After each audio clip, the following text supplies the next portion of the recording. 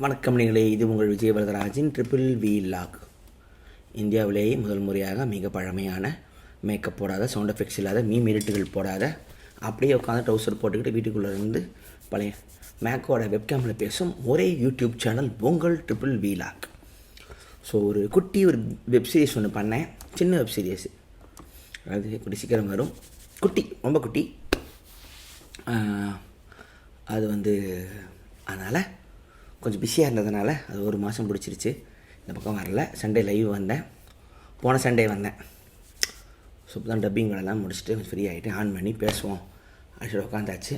நல்லா quantum physics பர்ட்டியோட பயாலஜின்னு ஃப்ளோவில் போனேன். டப்புக்குன்னு வேலை வந்துடுச்சு, சந்தோஷம்தான். ஏதோ ஒரு வழியில் உங்களை சந்திப்பதில் மிக்க மகிழ்ச்சி. ஞாயிற்றுக்கிழமை நம்ம கேபர் வாசியோட ஃபிராங்கி பாணி லைவ் போயிட்டு வந்தேன். ஸோ எப்போதும் போல் எல்லா இண்டிபெண்ட் மியூசிக் லவர்ஸ் ஃபேன்ஸ் எல்லாம் அங்கே பார்க்கலாம். நம்ம சைனார் தான் ஓப்பனிங் ஆக்ட்டு. அப்புறம் கேபர் எப்போதும் போல் சருசாக வந்திருந்தான். அங்கே பார்த்து பேசிகிட்டு இருந்தோம். அவனும் வந்துடுவான் எல்லா ஈவெண்ட்டுக்கும். ஃபேன்ஸுங்க தெரிஞ்சவங்க ஃபாலோ பண்ணுறவங்க ஃப்ரெண்ட்ஸ் எல்லாம் வந்திருந்தாங்க. இப்போ ரீசெண்டாக ஃபிராங்கி பண்ணியோட வைரலுக்கு அப்புறம் கேபர் கொஞ்சம் சின்ன பசங்க ரீச்சு. அதாவது இப்போ எங்ககிட்டே வந்து நீங்கள் கேபர் கேட்டிருக்கீங்களாலாம் வந்து பேசுவாங்க. டேய் போடா, ஆரம்பத்துலேருந்து கேட்டுருக்கோங்கிற மாதிரிலாம் இருக்கும். ஸோ பார்த்து பேசிக்கிட்டு இருந்தோம். அப்புறம் கேபர் ஃப்ரெண்டு ஒருத்தர் வந்தார், நின்று பார்த்துக்கிட்டு இருந்தேன். அப்போது சொன்னார், கேபர் எவ்வளோ என்ஜாய் பண்ணுறாரு, எவ்வளோ தூரம் மியூசிக் ரீச் ஆகுதுங்கிறது உங்களுக்கு தான் தெரியும். ஆரம்பத்துலேருந்து பார்த்துருக்கீங்கள, உங்களை தான் அது புரிஞ்சிக்க முடியும் அப்படின்னாரு. அந்த வார்த்தை அப்படியே ரொட்டீன் ஃப்ளாஷ்பேக் போயிடுச்சு. எங்கள் வீட்டுக்கு வருவார், நான் ரூமுக்கு போயிருக்கேன். நான் அப்போ யூடியூப் ஆரம்பிக்கிற டைமு, கேபர் கிட்டாரில் அவரோட மியூசிக்கோட ஆரம்ப டைமு, அவரோட பாட்டை எனக்கு மெயில் அனுப்பிச்சு, நான் ரிப்ளைலாம் பண்ணலை என்னென்னு தெரியாமல். அப்புறம் அவர் என்னை திட்டி சீன் போடுறேன்னு சொல்லி அப்புறம் நேரில் நாங்கள் பார்த்து, அப்புறம் எங்கள் வீட்டுக்கிட்டலாம் இருந்தார். பேசி அழகாக பேசிக்கிட்டு இருப்போம். குரங்கன் டைம் ஃபுல்லாக இருந்தோம். அதுக்கப்புறம் குரங்கனுக்கு அப்புறம் கனடா போயிட்டார்.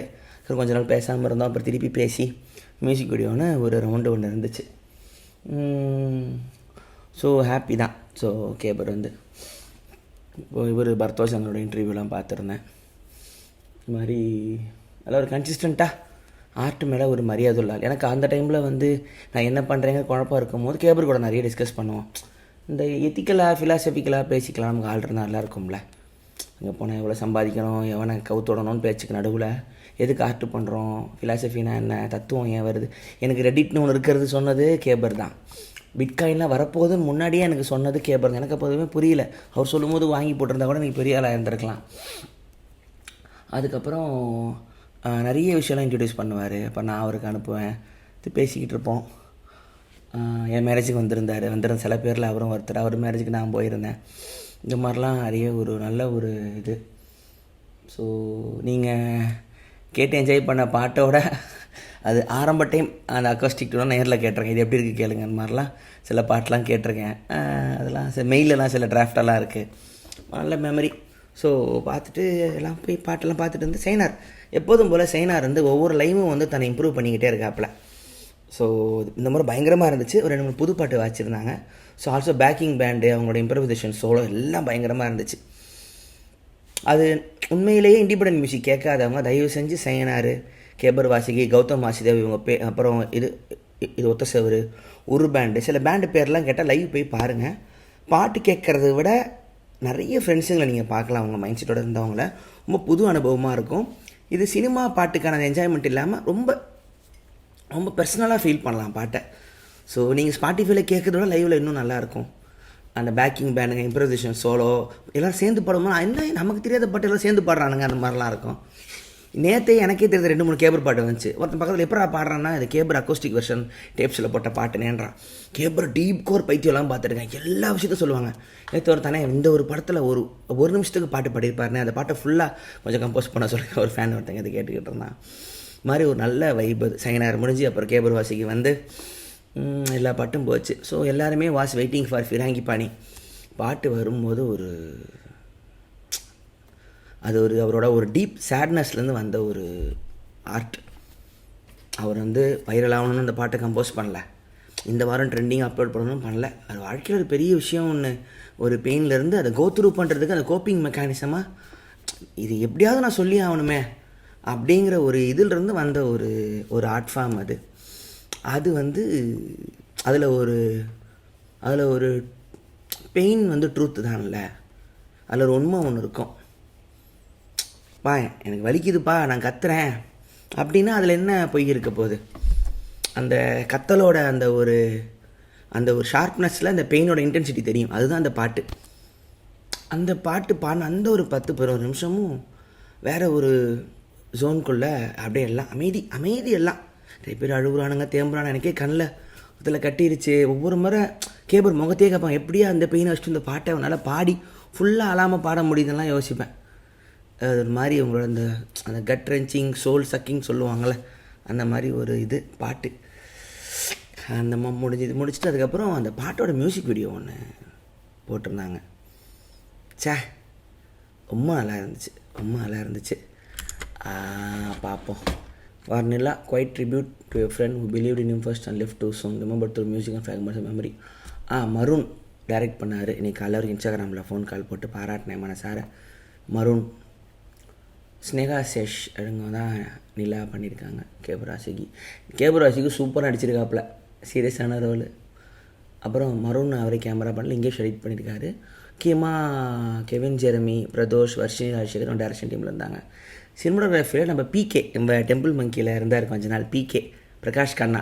அவன் வந்து இந்த ஹேண்டிகேம் ஃபுட்டேஜ்லாம் வந்து எடுத்தது போல் இன்றைக்கி போட்டிருந்தான். க்ரியேட்டிவ் க்ரௌடு தான் மொத்தமாக விஎஃப்எக்ஸ் எல்லாம் பண்ணியிருக்காங்க. ஸோ ரொம்ப நல்லா இருந்துச்சு. ஏன்னா அந்த பாட்டு வந்து ஒரு மாதிரி பயங்கரமான பாட்டு. எல்லோரும் மனசுலையும் வீடியோ இல்லாமலே நம்ம ஒரு தனி வேர்ல்டுக்குள்ளே கொண்டு போயிடும். அது எப்படி பண்ண போகிறாங்க, சொதப்பிடுவாங்களோ, எப்படி அதை வந்து அந்த லெவலுக்கு ரீச் பண்ண முடியும் நம்ம மனசுக்குள்ளே ஓடின இந்த Harry Potter, Lord of the Rings book ஃபேன்ஸ்லாம் புக் மாதிரிலாம் இல்லை இப்போ படம் வாங்கலாம் அந்த மாதிரி ஆகிடுமோன்னு பயந்துக்கிட்டு இருந்தேன். ஆனால் கமெண்ட்டில் கூட பார்த்தேன், இப்படி தான் இப்போது நிலாவை நேர்லேயும் பார்த்துட்டேன், எனக்கு இன்னும் வலிக்குதுன்னு ஒருத்தன் கமெண்ட்டில் போட்டிருந்தான். தான் அவர் சொன்னப்பா நீங்கள் ரொம்ப கஷ்டமான விஷயத்தை ஈஸியாக புல் பண்ணிட்டீங்க, நான் பேசிகிட்டு இருந்தேன். மாதிரி நல்ல ஒரு கடைசி ஷாட்லாம் அவர் சொல்லியிருந்தான், அண்ணே பாட்டு இப்படி தான் முடியும்னு நினச்சேன், அதே மாதிரி இருக்கேன் விஷுவல் அப்படின்னாங்க. ஸோ அது முடிச்சுட்டு அதுக்கப்புறம் வெளியே வந்துட்டு எல்லாரோட ஃபோட்டோலாம் எடுத்துகிட்டு எஸ்ஏ அரவிந்த் பார்த்தேன். என்னோட காலேஜ் மட்டும் பார்த்து பேசிக்கிட்டு ரொம்ப வருஷம் கழித்து பார்க்குறோம். பேசிவிட்டு நிறைய பேர்லாம் வந்தாங்க. சுதீஷ் ஸ்ரீனிவாசன் பார்த்தேன், தனி குடிக்கு வரும்போது பார்த்தேன். அவ்வளோதான், தெரிஞ்சவங்க வந்தால் பார்த்தேன். இதெல்லாம் ஃப்ரெண்ட்ஸுங்க, ஃபாலோ பண்ணுறவங்க, ஃபோட்டோ எடுத்துக்கிட்டு சீனை போட்டுக்கிட்டு லேட்டாக தான் கிளம்புனேன். எல்லாம் பார்த்துட்டு பேசிவிட்டு கேபர் ஒய்ஃபு பாப்பா எல்லாம் எங்களுக்கு தெரியும், அவங்களாம் பார்த்துட்டு அப்படியே கிளம்பி வர டைம் ஆகிடுச்சு. போன இடமும் ஒரே அதே ஸ்கூலில் தான் லைவ் போட்டாங்க. இந்த மாதிரி நல்ல சீக்கிரம் வித்துருச்சு போல் டிக்கெட்டு. எனக்கும் கொஞ்சம் நல்லாயிருக்கும். நம்மளை ஃபாலோ பண்ணுறாங்களா ஒரே இடத்துல பார்த்தா நல்லாயிருக்கும் எனக்கு வைப்பு. எனக்கு வந்து அப்படியே முடிச்சுட்டு கிடக்கிறேன்னு அப்படியே சிச்சி அப்படி சொல்லி நோ ஃபோட்டோஸ்லாம் ஓரளவுக்கு செலிப்ரிட்டியும் இல்லை, சீன் போட நான் நல்லா என்ஜாய் பண்ணி எல்லாருக்கும் ஃபோட்டோ எடுத்துகிட்டு வீட்டுக்கு போவேன். ரொம்ப பிடிக்கும் எனக்கு அதெல்லாம். வேறு என்ன சம்பாதிக்கிறேன், இது ஒன்று தானே. ஃபஸ்ட்டு வந்து நிறைய பேர் ஃப்ரெண்ட்ஸ் எல்லாம் பார்த்து நம்பர்லாம் வாங்கிட்டு ஒர்க் விஷயமாலாம் பேசிவிட்டு வந்தாச்சு. அவ்வளோதான். ஸோ போச்சு. நீங்களும் ஃபிராங்கி பண்ணியோட ஷார்ட் ஃபிலிம் இருக்கும், உங்களுக்கு என்ன ஃபீல்டில் வந்திருக்கும், யூடியூப்பில் போய் பாருங்கள். அதை தான் இண்டிபெண்டன்ட் மியூசிக், எல்லாம் மியூசிக் தான் சினிமாவில் வராதனால அது இண்டிபெண்டன்ட் மியூசிக் தனி இசைன்னு வருது. அவங்களுக்குமே அதுக்கு பேர் வச்சுக்க பிடிக்காது தான். சினிமாவுக்கு செட் ஆகாதுன்னு ஒன்று கிடையாது. இந்த பாட்டுக்கெலாம் சினிமாவில் விஷுவல் வைக்கும்போது அப்படி இருக்கும். இன்னும் அதை கொண்டு வர முடியலங்கிறது தான், யாரும் ட்ரை பண்ண மாட்டேன்றாங்கிறது உண்மை தானே தவிர இன்னும் வேறு இசையெல்லாம் கிடையாது. நம்ம அதை காதுக்கு பழகிக்கணும், அவ்வளோதான். நீங்கள் ட்ரை பண்ணி பாருங்கள். இண்டிபெண்டன்ட் ஆர்டிஸ்ட் தமிழில் இருக்காங்க, கேளுங்க, சப்போர்ட் பண்ணுங்கள். என்ன ஸ்ட்ரீமிங்கில் கருமம் காசு வந்து தொலையாது அவங்களுக்கு. உண்மையான விஷயம், இண்டிபெண்டன்ட் ஆர்டிஸ்ட்டுக்கு ஸ்ட்ரீமிங்கில் ஸ்பாட்டிஃபைலாம் பெருசாக கொடுக்க மாட்டான். அவங்க யூடியூப்பில் போட்ட வர காசோட ஸ்ட்ரீமிங்கில் கம்மியாக தான் வரும். அவங்கள சப்போர்ட் பண்ண ஆசைப்பட்டிங்கன்னா அவங்க லைவ் போயிடுங்க, டிக்கெட் வாங்கிட்டு அவங்க மெர்ச்சன்டைஸ்லாம் வச்சுருப்பாங்க, அதை எதாவது வாங்கிட்டிங்கன்னா அதுதான் சப்போர்ட்டை தவிர ஒன்றும் பெருசாக காசு வராது. இல்லை வேறு வேலையெல்லாம் பார்த்துட்டு ஃப்ரீ டைமில் பாட்டு பண்ணுவாங்க. இல்லை கொஞ்சம் கையில் காசாவது இருக்கணும். இல்லைனா மியூசிக் வந்து செலவு பிடிக்குது. இப்போ ஸ்டாண்டப் காமெடினா நானே மைக்கு மட்டும் போதும், நின்று பேசிட்டு போயிடலாம். மியூசிக் அப்படி இல்லை. அப்போயே எல்லாம் ஹாலை காலி பண்ணிட்டு பார்த்தா அவ்வளோ பாக்ஸ் இருக்குது. அந்த மைக்கு, கீர் பாக்ஸு, கிட்டாரிஸ்ட்டு, உங்களுக்கு ஒரு வேனு, அது ஏகப்பட்ட ஒரு செலவு இருக்குது டெக்னிக்கலாக மியூசிக்குங்கும் போது. ஸோ அதெல்லாம் தாண்டி தான் அவங்க பண்ணுறாங்க. வீட்டுக்கு சாஃப்ட்வேர் வாங்கணும், சிஸ்டம் வாங்கணும், வீட்டில் ஒரு ஹோம் ஸ்டுடியோ செட் பண்ணணும் இருக்குது. அதனால் நீங்கள் அனிருத், ரஹ்மான், இளையராஜா, ஹரிஜா ஆல்ரெடி வந்த பாட்டு கேட்டு முடிச்சு ஹை குவாலிட்டி பாட்டுக்கு இவ்வளோ செலவு பண்ணும்போது மியூசிக் லைவ் போகிற ஃபீல்டு தான். தயவு செஞ்சு இண்டிபெண்டன்ட் மியூசிக் லைவ் போகிற பழக்கம் வச்சுக்கோங்க. அது வந்து ஒரு அருமையான ஒரு ஃபீல். அது நேற்றே பாதி நேரம் பாட்டை விட்டுட்டு கீழே உட்காந்து ஃப்ரெண்ட்ஸோடலாம் பேசிகிட்டு இருக்காங்க. ஏன்னா அது ஒரு கெட் டுகெதர் மாதிரி ஆகிடும். சில பேரை நான் ஃபங்க்ஷனில் மட்டும்தான் சில பேர் பார்த்துப்பாங்க. தலை அடுத்த கேப்பர் வந்துருங்க அப்படிம்பாங்க, அடுத்த வருஷத்துக்கு சேனார் வந்துடுங்க அப்படிம்பாங்க. ஸோ சேனார் லைவ் வருது போல். ஸோ அதான், இதுதான் தனி இசை. முடிஞ்சது. நம்ம டெய்லி வீலாக வந்துடுறேன். வாக்கிங் போக ஆரம்பிச்சிருக்கேன். அது கொஞ்சம் நடுவில் கொஞ்சம் விட்டுட்டேன், வேலை இருக்கிறதெல்லாம் விட்டுட்டேன். உடம்பு குறைக்கணும். வேறு என்ன, அவ்வளோதான் மேன், இன்னைக்கு போச்சு. ஓகே பாப்போம். நைஸ்.